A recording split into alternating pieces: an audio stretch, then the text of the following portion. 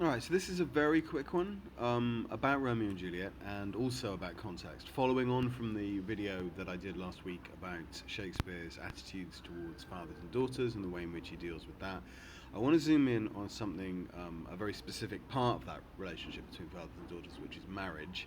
But I also want to give you an interesting contextual thing to add to your responses, which is a historical but religious idea, and I want us to consider the Puritans.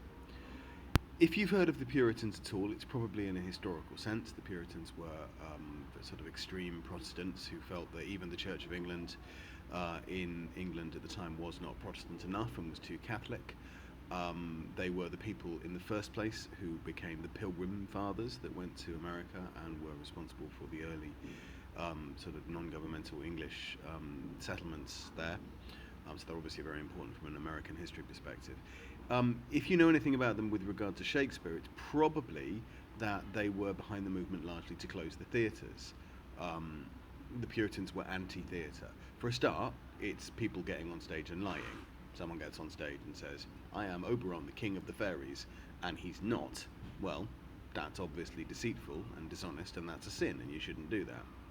A boy gets on stage and says, "I am Titania, queen of the fairies," well, that boy is not only lying, he's also dressing up as a woman, and that's obviously a bit sort of licentious and lustful and bad generally. And so there was an awful lot that the Puritans really, really didn't like.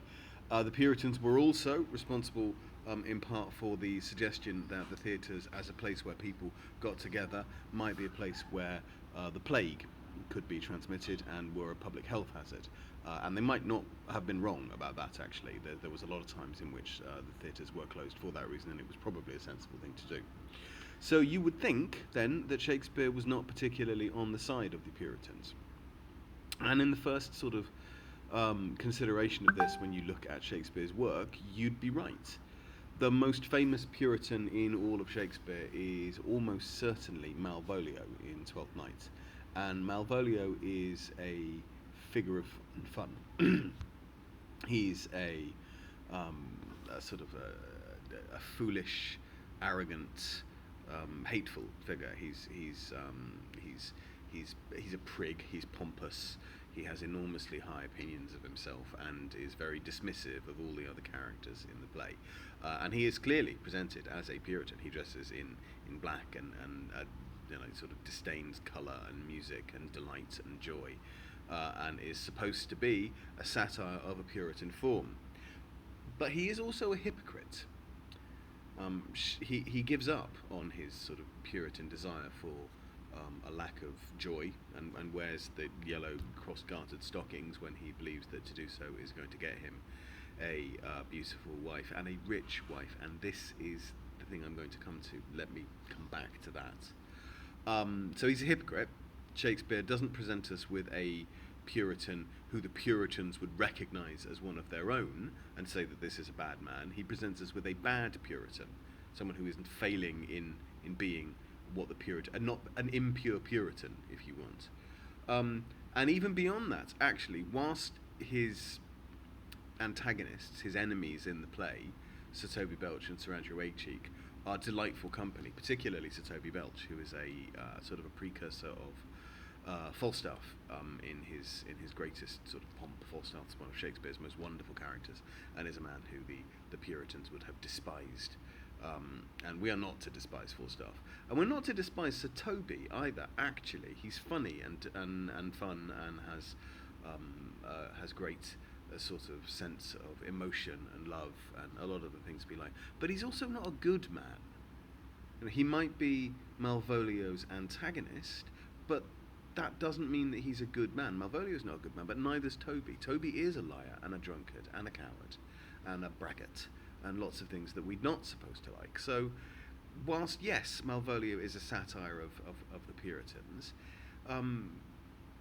it isn't actually a satire of Puritanism itself, because, as I say, Malvolio is not presented as a very good Puritan. And that's quite interesting, because there is one way in which Shakespeare absolutely does ally with Puritans, and that is the way in which Shakespeare usually treats marriage, or often treats marriage in his plays. The thing to remember about marriage is that if you were sort of like upper middle class, and certainly if you were like the aristocracy and the powerful, the people who most plays, and including Shakespeare's plays, are usually about, then marriage wasn't really about love. Marriage is an opportunity for two families to be linked together, for a union. A daughter is often presented as a bargaining chip, a thing really to be sold. Money is exchanged. There's a dowry which goes.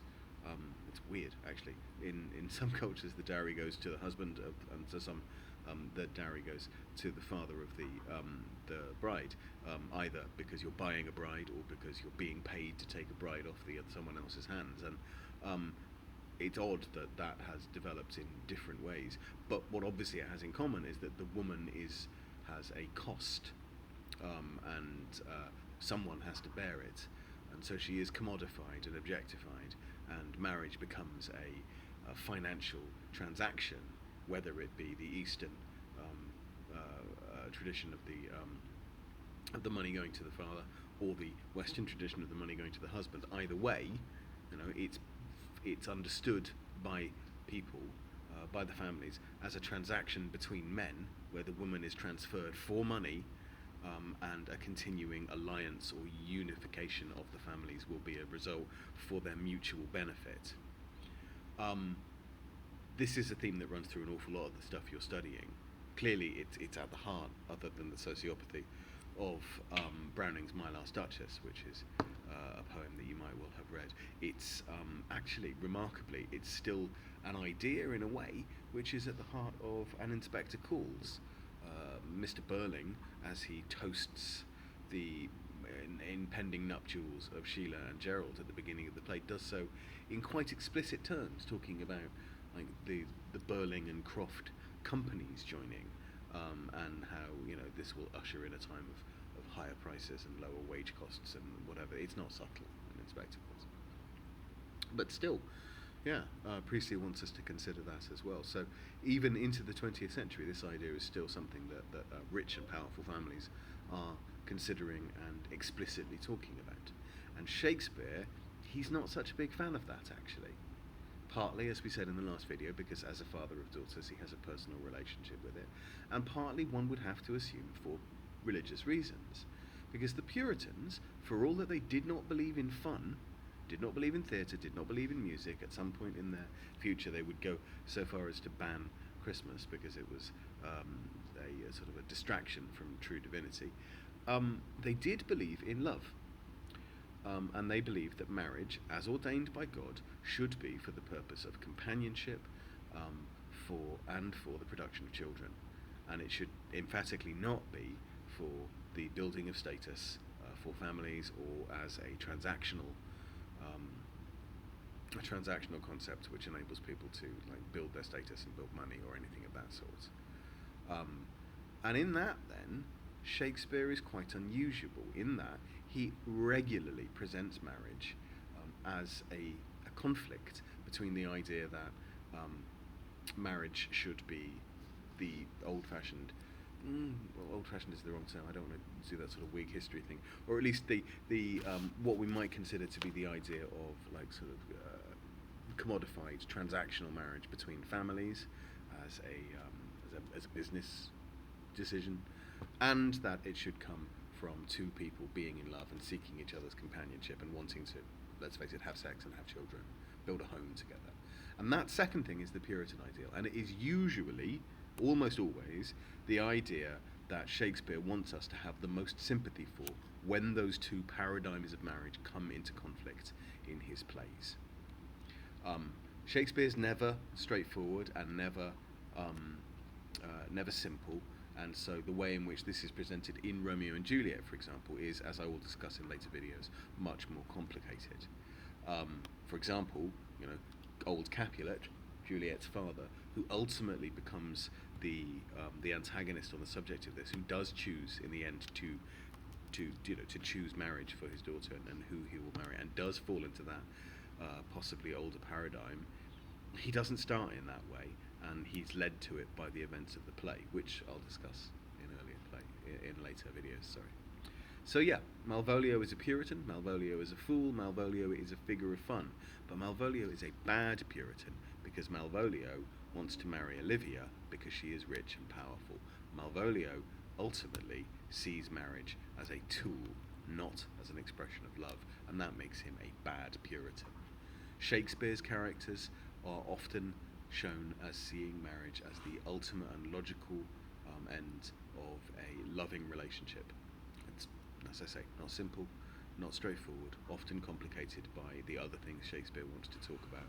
But that's an interesting paradigm and an interesting contextual detail for you to consider. Thanks.